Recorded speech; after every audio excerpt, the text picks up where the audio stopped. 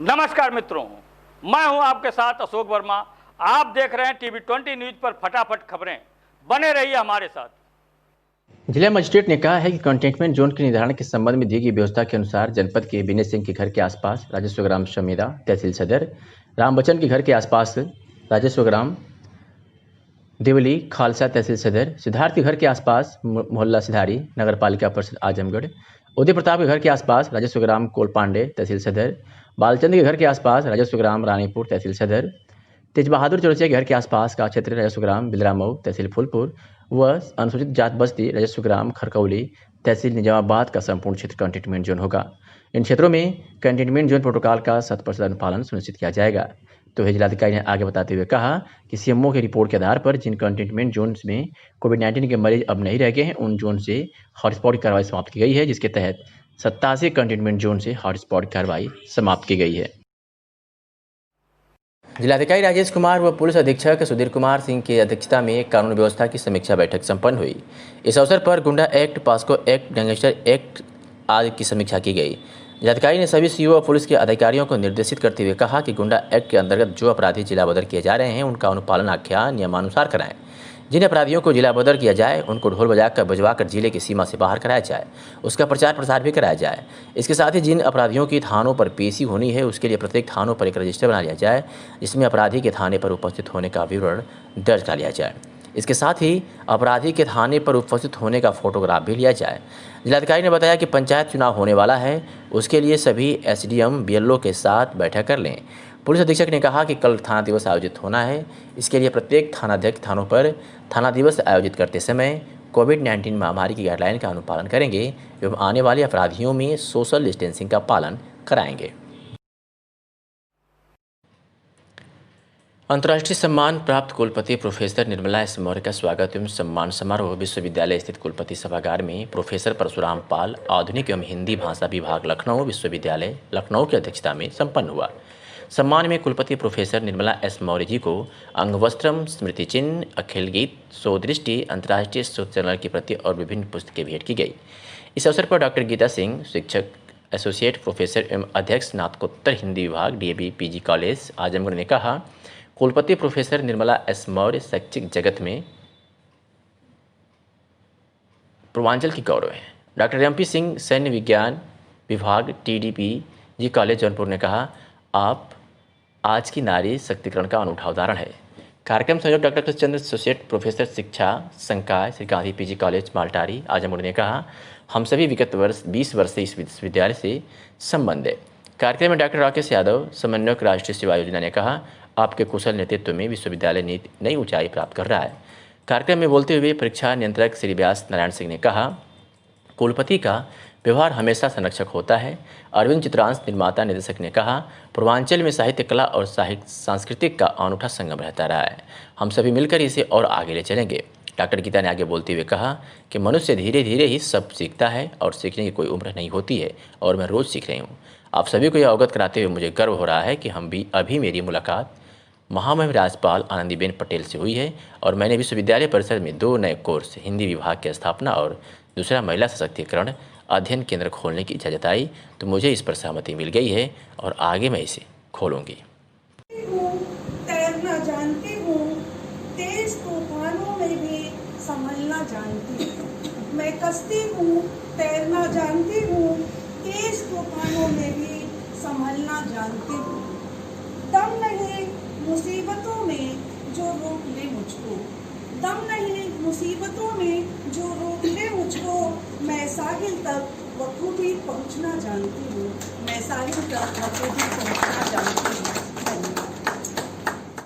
आजमगढ़ के अतरौलिया के कुछ निवासियों ने आज पुलिस अधीक्षक कार्यालय पर पहुंचकर मुस्लिम समुदाय के लोगों द्वारा चौरसिया, गुप्ता आदि लोगों को लाठी डंडे तथा राड से मारकर जानलेवा हमला किए जाने के संबंध में प्रार्थना पत्र देकर कार्रवाई की मांग किया है।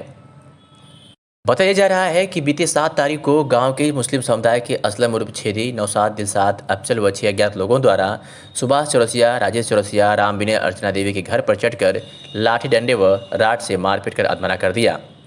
मौके पर गांव वाले मिलकर बीच बचाव किए, तब जाकर पीड़ित की जान बची।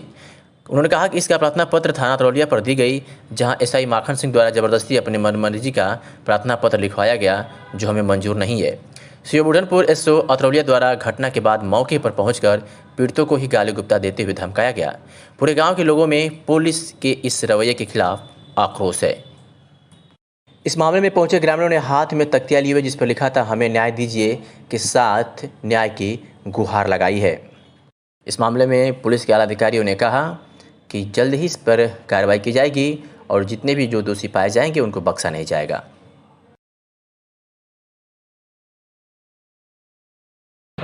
देखिए, एक आए थे वहाँ के लोग, इसमें हम ऑलरेडी FIR अतरौलिया थाने में दर्ज की है, NCR दर्ज की जा चुकी है और उनका कहना है कि उनको चोट वोट लगी है, तो उसमें जो इनके मेडिकल वगैरह हुआ है उसके आधार पे और जो भी धाराएँ घटाई जा सकती हैं उसके आधार पर बढ़ाई जाएंगी। इसमें निष्पक्ष विवेचना की जाएगी। उनकी मांग थी कि इसमें हम लोग की बात सुनी जाए और जो भी हो कार्रवाई निष्पक्ष की जाए। उनका कहना था कि मुस्लिम पक्ष ने उनको घर पे चढ़ के मारा है, तो इसकी भी जांच कराई जाएगी। देखिए, क्योंकि ऑलरेडी आपको बताया NCR लिखी जा चुकी है, इसकी जांच हो रही है। इसमें जो भी प्रकरण और तथ्य प्रकाश में आए हैं उसके संबंध में भी विवेचना की जाएगी। आजमगढ़ के जैनपुर थाना क्षेत्र के सिकंदरपुर गांव में लगभग एक माह पूर्व हनुमान मंदिर से मुकुट की चोरी हुई थी, जिसमें ग्रामीणों ने एक साधु को शक के दायरे में लिया था। आज साधु के भेष में मंदिर प्रांगण के इर्द गिर्द एक बैग को देखा गया। लोगों को इस बैग पर शक हुआ। इसके बाद ग्रामीणों ने उसे पकड़कर पुलिस के हवाले कर दिया। पुलिस ने जब इस युवक से कड़ाई से पूछताछ की तो उसने अपना जुर्म कबूल लिया, जिसके आधार पर पुलिस और कुछ उस व्यक्ति से जानने की कोशिश कर रही है। उस व्यक्ति ने भी बताया कि उसने मुकुट को कहाँ बेचा है और पुलिस अब वहाँ पहुँच रही है जहाँ पर मुकुट को इस व्यक्ति ने बेचा था। घटना के बारे में क्या कुछ जानकारी दी SP आजमगढ़ ने, आपको सुनवाते हैं। जैनपुर में जैनपुर थाना क्षेत्र में सिकंदरपुर गांव में लगभग एक माह पूर्व एक हनुमान मंदिर से मुकुट की चोरी हुई थी और उस समय जिसका मुकदमा पंजीकृत किया गया था और उस समय ये बात सामने आई थी कि किसी साधु के भेष में किसी व्यक्ति द्वारा ये मुकुट चोरी किया गया है। आज पुनः उसी भेष का एक व्यक्ति, उसी हुलिये का एक व्यक्ति वहाँ पर घूमता हुआ दिखाई दे, जिसे गाँव वालों ने पकड़ा और पुलिस से सुपुर्द किया। पुलिस ने उससे पूछताछ की है और इस चोरी के संबंध में उसने इकबाल भी किया है और एक जगह मुकुट को बेचना बताया, वहाँ पर पुलिस फोर्स भेजी गई है और अग्रिम कार्रवाई वहाँ से जो भी डिटेल होगा उसके अनुसार अग्रिम कार्रवाई की गई। मुबारकपुर पुलिस ने 2 अभियुक्तों को गिरफ्तार कर भारी मात्रा में तमंचा व कारतूस बरामद किया है। आपको बता दें कि SP के निर्देश पर पुलिस ने यह कार्रवाई की है, जिसमें 2 अभियुक्तों को गिरफ्तार के साथ साथ 1 अवैध चोरी की मोटरसाइकिल तथा 1 अवैध देसी तमंचा व कारतूस पुलिस ने बरामद किया है। आपको बता दें कि वरिष्ठ पुलिस अधीक्षक आजमगढ़ सुधीर कुमार सिंह द्वारा अपराध नियंत्रण एवं वांछित व्यक्तियों की गिरफ्तारी तथा अवैध मादक पदार्थ, अवैध असलाह तस्करी पर प्रभावी रोकथाम हेतु चलाए जा रहे अभियान के दृष्टिगत अपर पुलिस अधीक्षक नगर पंकज कुमार पांडे व क्षेत्राधिकारी सदर के कुशल निर्देशन में प्रभारी निरीक्षक मुबारकपुर के सतत परीक्षण में उप निरीक्षक कमल नयन दुबे, मैं हमराहियान द्वारा चेकिंग के दौरान इस्लामपुर के पास से इन अभियुक्तों की गिरफ्तारी किया है।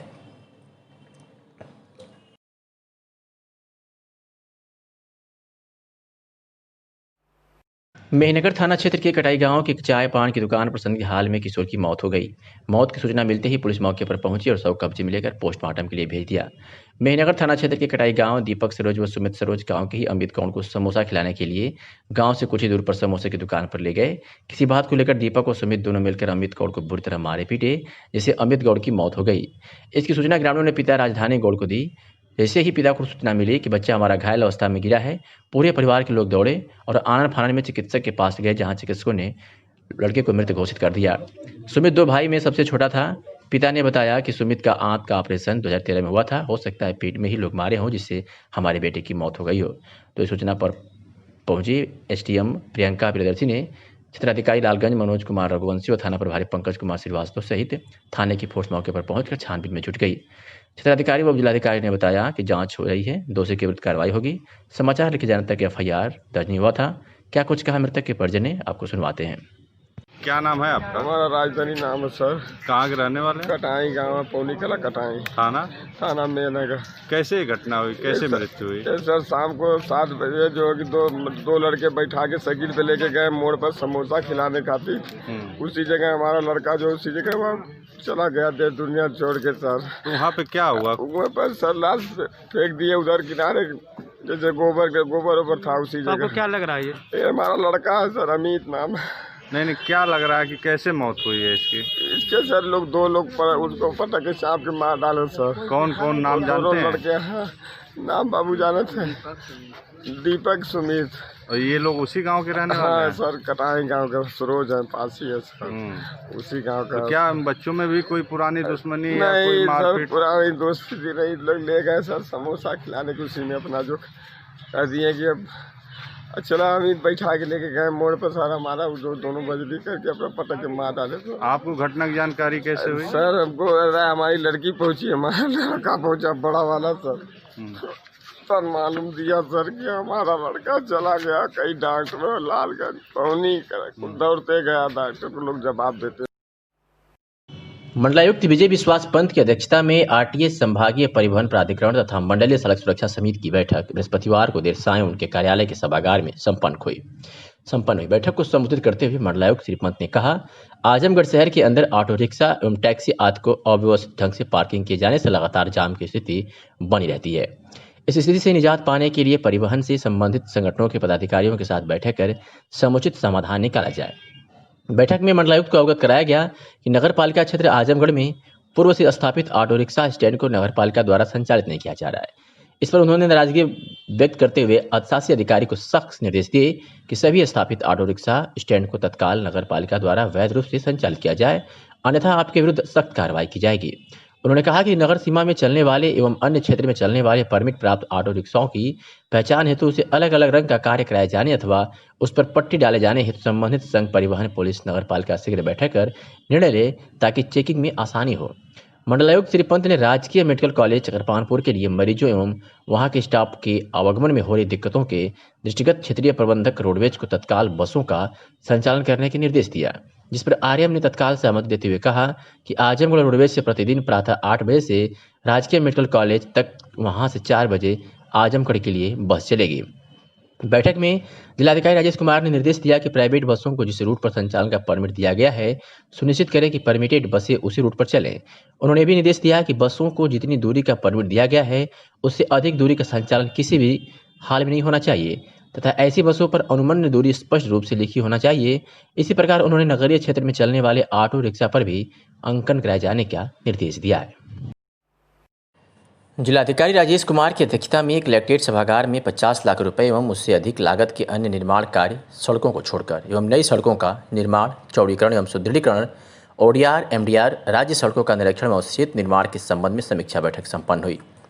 इस अवसर पर जिलाधिकारी द्वारा थाना रानी के सराय में 48 क्षमता का बैरक एवं एक विवेचना कक्ष का निर्माण, थाना में नाजपुर में 40 क्षमता का बैरक व एक विवेचना कक्ष का निर्माण, वीवीपैट गोदाम का निर्माण, एबीएम गोदाम का निर्माण, सीएचसी कुशलगांव वलाट घाट का निर्माण, सीएचसी लालगंज में सौसैया चिकित्सालय का निर्माण, विकासखंड महाराजगंज में भैरव बाबा स्थल का पर्यटन विकास कार्य, विकासखंड पलाना के ग्राम मियाँपुर बासदेवा में बृहत गो संरक्षण केंद्र का निर्माण, आवासीय तहसील मार्टिनगंज का निर्माण, कार्य पीएचसी छाहू मोहम्मदपुर का निर्माण, राजकीय पॉलिटेक्निक मकराहा अतरौला, राजकीय पॉलिटेक्निक हिली में महिला छात्रावास का निर्माण, दुर्गा जी होम्योपैथिक कॉलेज चंडेश्वर में पार्किंग, औषधि भंडार, म्यूजियम हॉल व बाउंड्री वाल के निर्माण कार्यों की समीक्षा की गई।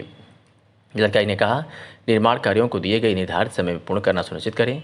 इसकी गुणवत्ता में किसी भी प्रकार का समझौता नहीं किया जाएगा।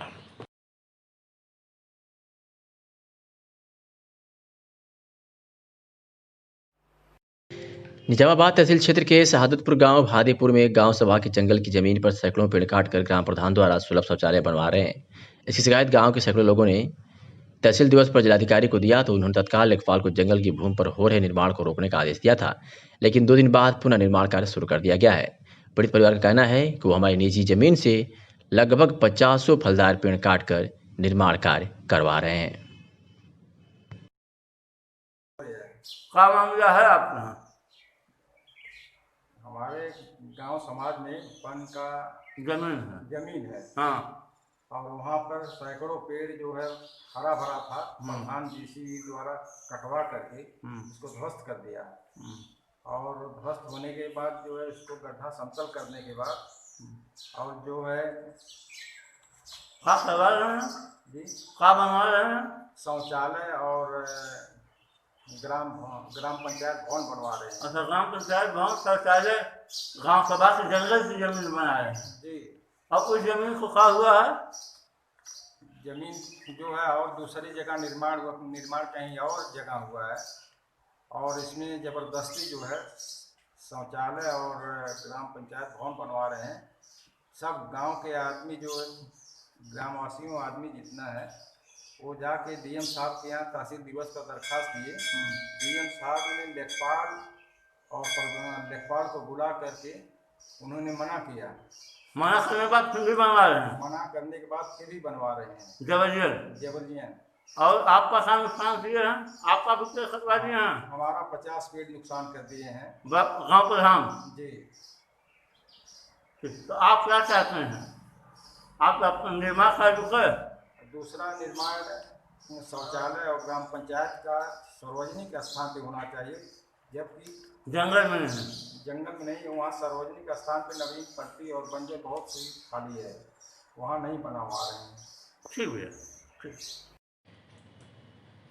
पूर्वांचल की साहित्यिक सांस्कृतिक धरती पर पूर्वांचल विश्वविद्यालय की पहली बार नारी शक्ति का प्रतिनिधित्व कर रही कुलपति प्रोफेसर निर्मला एस मौर्य ने डॉक्टर अखिलेश चंद्र की फिल्म अनकही द अनटोल्ड स्टोरी के लिए मुंबई से आए डायरेक्टर को बधाई देते हुए कहा कि नारी शक्ति भ्रूण हत्या जैसी सामाजिक बीमारियों पर बनने वाली फिल्म के साथ हम सभी लोग बहुत मजबूती से खड़े रहेंगे।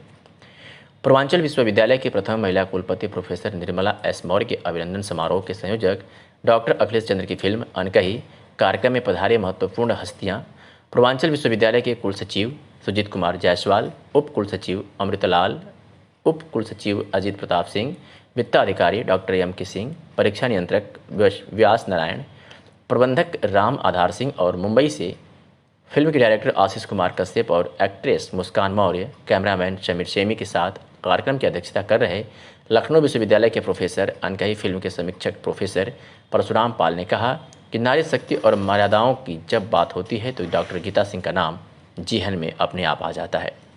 आप सभी को बताते चलें कि डॉक्टर अखिलेश सिंह की फिल्म अनकही की आत्मा में डॉक्टर गीता सिंह का दर्द बसा है, जिसका प्रोडक्शन AR एंटरटेनमेंट के अरविंद चित्रांश कर रहे हैं। फिल्म के डायरेक्टर आशीष कुमार कश्यप ने कहा कि 3 करोड़ की लागत से प्रसिद्ध साहित्यकार डॉक्टर अखिलेश चंद्र की कहानी अनकही पर बनने वाली फिल्म नेशनल और इंटरनेशनल फिल्म फेस्टिवल के प्रथम पायदान पर आएगी। हम अपने क्रिएटिव टीम के साथ लगभग 2 वर्षों से स्क्रिप्ट पर काम कर रहे हैं। इतनी ज़बरदस्त स्क्रिप्ट नारी शक्ति को मजबूती की तरफ ले जाती हुई भ्रूण हत्या जैसी सामाजिक मानसिक बीमारी पर कुठारघात है। AR एंटरटेनमेंट के अरविंद चित्रांश के सौजन्य से अनकही फिल्म तो बहुत पहले बन गई होती, लेकिन हमारी एक फिल्म मुगलसराय जंक्शन में व्यस्तता बढ़ गई थी, जो अब मैंने रिलीज़ कर दिया है। आप लोग मुगलसराय जंक्शन फिल्म को जरूर देखिएगा। हमने बहुत अच्छी फिल्म बनाने की कोशिश की है।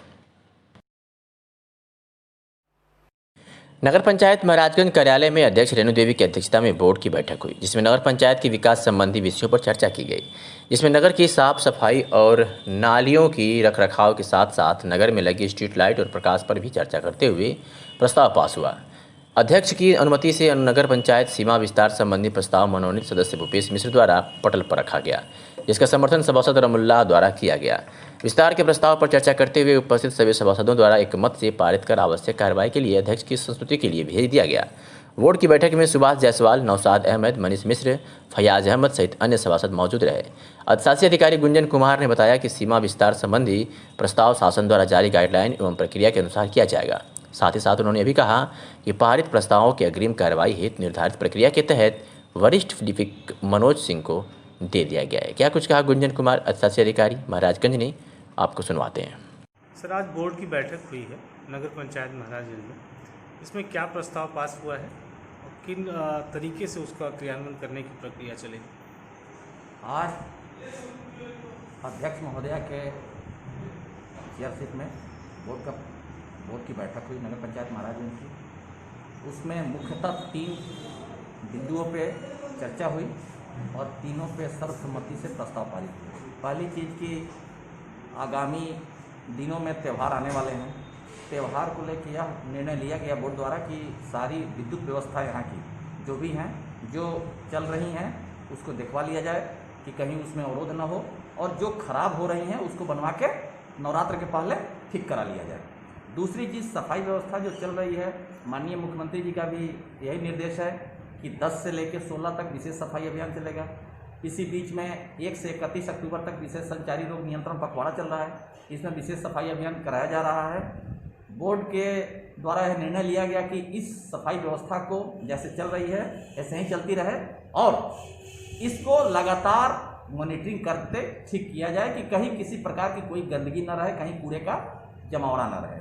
साथ ही साथ नगर पंचायत महाराजगंज के विस्तार पे सारे एक सहमति बनी है सारे सभासदों के द्वारा कि नगर पंचायत महाराजगंज का सीमा विस्तार करना अति आवश्यक है, जिससे कि यहाँ नगर के लोगों को जो सटे हुए ग्राम सभा हैं उनको नगरीय क्षेत्र की सुविधाओं को लाभ दिया जा सके। इसके लिए प्रस्ताव बन के जिलाधिकारी महोदय के यहाँ सोमवार को भेजा जाएगा और इसकी प्रक्रिया प्रारंभ की जाएगी। सर, जो ये सीमा विस्तार का प्रस्ताव बोर्ड द्वारा पास किया गया है, इसमें संभावित ग्राम सभाएं कौन कौन? नहीं, ऐसी कोई अभी संभावित की नहीं है। यही हुआ है कि नियमानुसार शासनादेश के अनुसार इस सीमा का विस्तार किया जाएगा और मुख्यतः भैरव बाबा जो धार्मिक तीर्थ स्थल है जहाँ दूर दूर से लोग आते हैं उसको नगर पंचायत में लेके उसका और सौंदर्यीकरण कराया जाए। आजमगढ़ जिले में भाजपा के पौई मंडल के उपाध्यक्ष और क्षेत्र पंचायत सदस्य बीडीसी अर्जुन यादव की बदमाशों ने गोली मारकर हत्या कर दी है। हत्या के बाद हवाई फायरिंग करते हुए बाइक सवार बदमाश फरार हो गए। बीडीसी व दवा व्यवसायी की हत्या के विरोध में शुक्रवार को पौई बाजार बंद रहा। मृतक के बड़े भाई की तहरीर पर पुलिस ने 2 अज्ञात के विरुद्ध रिपोर्ट दर्ज कर मुकदमे की जांच में जुट गई है। एहतियात के तौर पर पौई बाजार में पीएसी के बल के साथ पुलिस फोर्स तैनात की गई है। पौई थाना क्षेत्र के जल्दीपुर गांव निवासी 40 वर्षीय अर्जुन यादव पुत्र बंधु यादव गांव का बीडीसी सदस्य था। पौई बाजार में उसकी दवा की दुकान है। पुलिस अधीक्षक सुधीर सिंह ने बताया कि घटना का कारण स्पष्ट नहीं है, जिसकी जांच की जा रही है। मृतक 2 भाइयों में छोटा था, उसे एक पुत्र और एक पुत्री है। घटना के बाद से परिवार में कोहराम मचा है। क्या कुछ कहा घटना के बारे में मृतक के परिजन और आजमगढ़ एसपी ने, आपको बारी बारी से दोनों लोगों की बात सुनवाते हैं। क्या नाम है आपका? राधे श्याम यादव। जी, क्या हुआ था घटना, कैसे क्या हुआ था? दुकान बंद करके 8 बजे लगभग घर जा रहे थे। गांव में मतलब पौई से 1 किलोमीटर दूर है। वहां जब क्रॉस करने लगे मोड़ पे अपने, उसके पहले में जो है अब कौन लोग गोली मारे कोई देखा नहीं। कैसे सूचना मिली आपको? क्या पब्लिक जुटी, लोग घर फोन किए, हम लोग भागा आए। कोई रंजिश किसी से नहीं है। क्या नाम था उनका? अर्जुन यादव। क्या करते थे वो? पतंजलि की दुकान है। बीजेपी वर्तमान में बीडीसी हैं, बीजेपी कार्यकर्ता भी थे। क्या बार बीडीसी रहे? 2 बार। कितने बाल बच्चे हैं उनके? 1 लड़का 1 लड़की। पिताजी का क्या नाम है? बुधई यादव। घटना में बीडीसी में क्या अपडेट है? कल थाना पवई क्षेत्र में जब वो एक बीडीसी के मेंबर जो कि एक दुकान भी करते थे पतंजलि स्टोर की, वो उनकी गोली मार दी गई थी। बाद में उनकी मृत्यु हो गई। इसमें जो मौके पर छानबीन करने में पता चला है, 2 लोग सीसीटीवी कैमरे में, वहाँ जो एक जन सेवा केंद्र का सीसीटीवी कैमरा है, 2 लोग उनके पीछे जाते हुए देखे गए थे। उनके सीसीटीवी फुटेज के आधार पर उनकी पहचान करने की कोशिश की जा रही है। घर वालों से बात हुई है, आज उनके जो मित्रजन हैं उनसे बात हुई है। फिलहाल कोई रंजिश उनकी किसी भी तरह की, ना तो पारिवारिक रंजिश ना ही चुनाव संबंधी रंजिश कोई सामने आई है। सर्विलांस का भी सहारा लिया जा रहा है और बाकी लोगों से पूछताछ भी की जा रही है। बहुत जल्दी इस केस को वर्कआउट करके अभियुक्तों को गिरफ्तार किया जाएगा।